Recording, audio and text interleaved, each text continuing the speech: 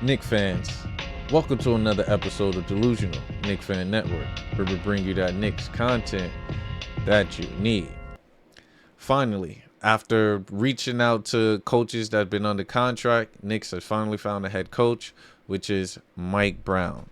My thoughts on the hires, I'm actually excited about Mike Brown. I'm looking forward to the opportunities that he could bring to the Knicks, especially on offense and on defense, pretty much throughout. With the head coaches that was available, the Mike Malone, the Taylor Jenkins, the James Borrego, the Mike Honora. Mike Brown stood out the most for me. With Mike Malone, he definitely wasn't going to get the job because he's possibly was a similar coach like Coach Tibbs.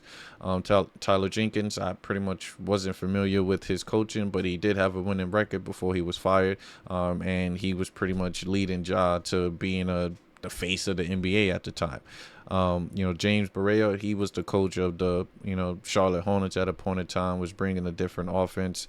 I would definitely like him to be on our team as an assistant. So we might need to give up some first rounds or second rounders to get him, but I'm definitely down for that. And Mike Honora, with him, I had him on my list as top two due to the fact that he's been like the offensive guru down in Minnesota, and he was like the key person that was getting Cat these open 3-pointers and stuff. So his familiarity with Cat and opening up the threes for him and giving him his better efficiency numbers, that would have been great to pair him there. But ultimately, Mike Brown pretty much took the lead with that. We all know what he did as an assistant coach, but I pretty much want to start with him as a head coach. Would you pretty much started off with the Cavs in 2005 up until 2010? Pretty much he had 272 wins with 138 losses. A winning record of 663%. And that's teams where he had Braun and Ilgauskas and Mo Williams during that time period. Then of course he took over as the Lakers head coach in 2011 to 2012. Just literally right after Phil Jackson had left, and they won back-to-back chips. So he had that pressure on, and he took that LA job where he went 42-29. That's still a solid record. And he had Kobe and Powell, but ultimately, they did forgot what round they lost, but they definitely lost. Then after that, he went back to the Cavs for the 2013-2014 season, where he went 33-49, which was a 402 record. Yep, 402 percentage. And he had Kyrie, Deion Waiters, and Anthony Bennett during that time period. I believe Kyrie was in the league for like 2 years during that time period, or maybe 3. But he 33-49 wasn't a solid record. And then of course he was out the league for a couple of years as an assistant, not a head coach, and then came back with the head coach of Sacramento Kings, 2022 to pretty much 2025 season, where he went 107 wins, 88 losses, which is a 549 record. And obviously during that time is Fox, Sabonis, Herter, which he was pretty much a dynamic offensive team. But as a whole, 454 wins, 304 losses, still 599. So it was above 500 record. But then, of course, in the playoffs, 50 wins, 40 losses, which is pretty much at a 566 percentage of winning. This man has won pretty much everywhere he went.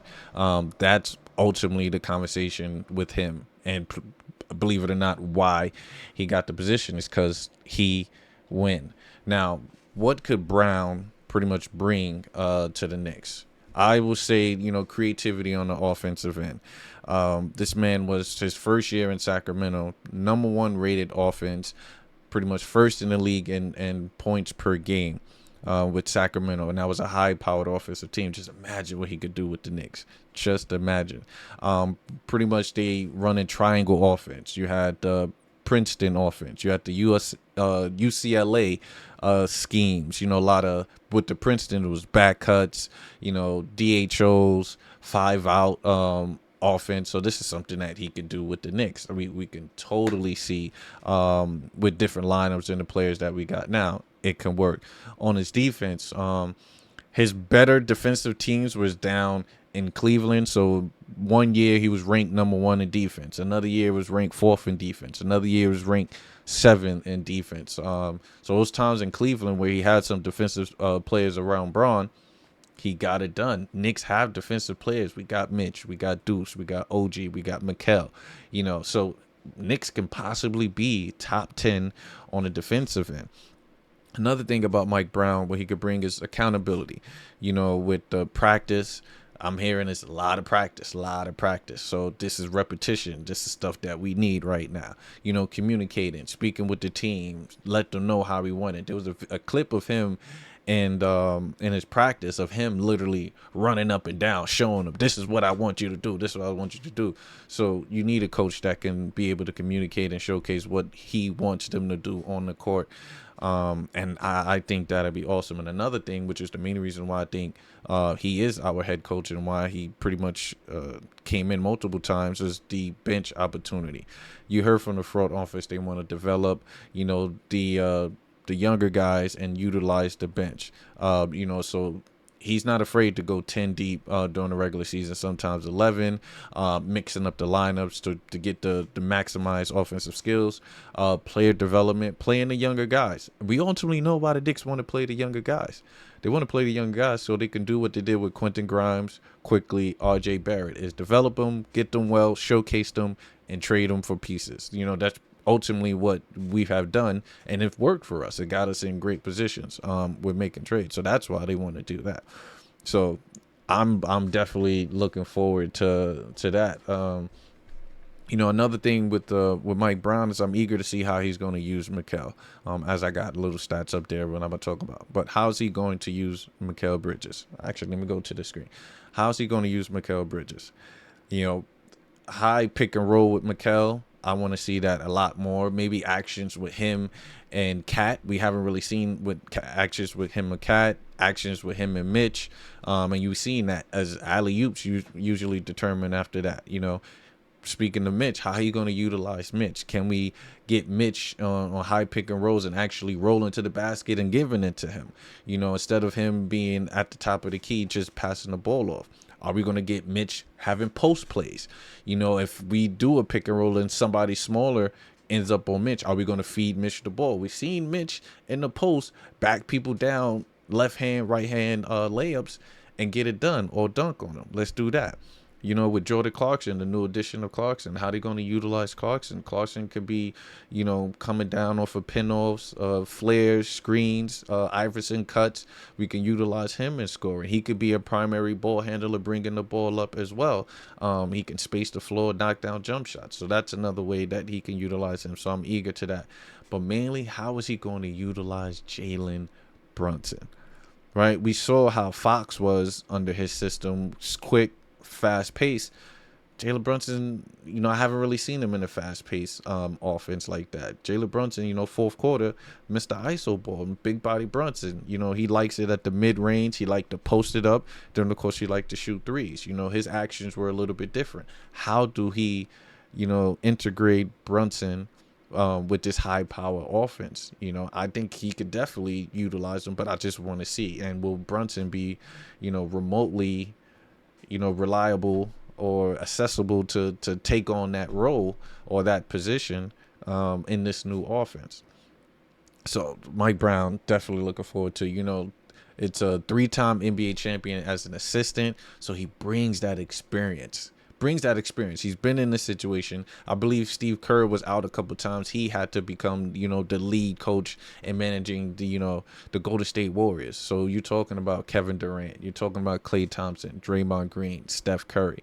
These are all Hall of Fame players when their careers are done. But 3-time NBA champion as an assistant. He's actually 2-time NBA Coach of the Year, one with Cleveland, one with Sacramento Kings. Possibly could be 3-time with the Knicks if we could get us 60-something wins. Who knows? So then we talked about that. He coached Team Nigeria. So that's an interesting thing to have on it. All-stars that he coached, you see, is King James, Kobe Bean Bryant. Two Hall of Famers, 2 GOATs, if we want to GOAT debate. But at that moment, 2 GOATs. Pau Gasol, Big Z, we talked about that. Mo Williams, De'Aaron Fox, Sabonis. Now, these are all-star players that he coached. So he's capable of coaching high all-star players. You know, we talked about his offensive philosophy, the Princeton style motion offense, a lot of double drag screens, which we're going to utilize that. Tibbs utilized double drag screens, but not a lot. UCLA cuts, 5-out spacing, hunting mismatch with pace and space. We need to do that. We rarely hunted the mismatch. We just ran our sets. Let's get into that. Right? Then you got defensive identity, force tough shots, sidestep three, crowded paint. We need that. Strong defensive rotations, elite communication, and transition defense. We used to get killed in that aspect. So we've utilized first, uses zone defense to disrupt rhythm. We've never seen Knicks going into a zone. So maybe that'll be something different. Keep actions on sidelines, not middle. So these are like solid numbers. I'm just eager to see how we're going to utilize them. We know the offensive schemes are going to be dynamic for the Knicks. Defense is another thing for me, how the defense is going to look. How is he going to communicate with our star players? How Brunson is going to be able to communicate with him. And then I'm hearing that Rick Brunson is coming back. Darren Irwin is coming back. I believe the big man coach that we had on the bench is coming back. So we got multiple players from Tibbs staff coming back. Mo Cheeks is coming back as well. So let's see who else Brown is able to bring in on his coaching staff that he probably had prior before, especially when we're hearing rumors that the Knicks want to bring in James Borrego as well as his lead assistant. So who knows what's going on. But ultimately, I believe Mike Brown will definitely push us to the limit to possibly get us a ring. Now, the first year, if we don't make it to the Eastern Conference Finals, I will be upset, honestly, but I wouldn't hold him that accountable. It's his first year with this team, first rotation. It's still technically you're bringing back, seven players that's already been there, 7 or 8 players. So it's not a completely new team, but it's going to be a new system that it got to get used to with repetition, things of that nature. So this first year, I'm not going to hold them high as I held them with Tibbs last year when we got to the Eastern Conference Finals, because believe it or not, what I said on Queen's Court, I said that it's Eastern Conference Finals or bust for my Knicks, because even though it was our first year together, that team we put together was very solid, but the coaching was pretty much still the same. So we just had to incorporate Mikal and Cat. So with this year, I don't know, maybe after I really think about it and I said everything like that, because technically that was their first year as well, we might need to get back to the Eastern Conference Finals, but injuries play a factor and role. We saw what happened to Indiana. We saw what happened to Milwaukee. So, God forbid, that can happen to my Knicks as well. But East is wide open for us, honestly. Cleveland, Orlando makes some moves. Detroit is still solid in there. But I think we can prevail and possibly have maybe the second or the best record in the East and possibly make it back to the Eastern Conference Finals. But like I said, things happen in the playoffs. So, we'll see. We'll definitely see. You in the comments, let me know how you feel about Mike Brown, of being a Knicks head coach. I get a lot of mixed emotions, but I think he's solid. I think he's good, and I definitely look forward to it. On that note, we out.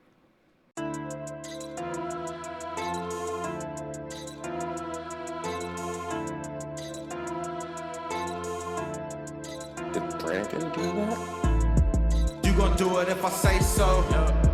I'ma do it for the pesos. I fell in love with the bass load. I fell in love with the bass load. I see the ops staying plain clothes. I see the ops y'all in plain clothes. I fell in love with a waist load.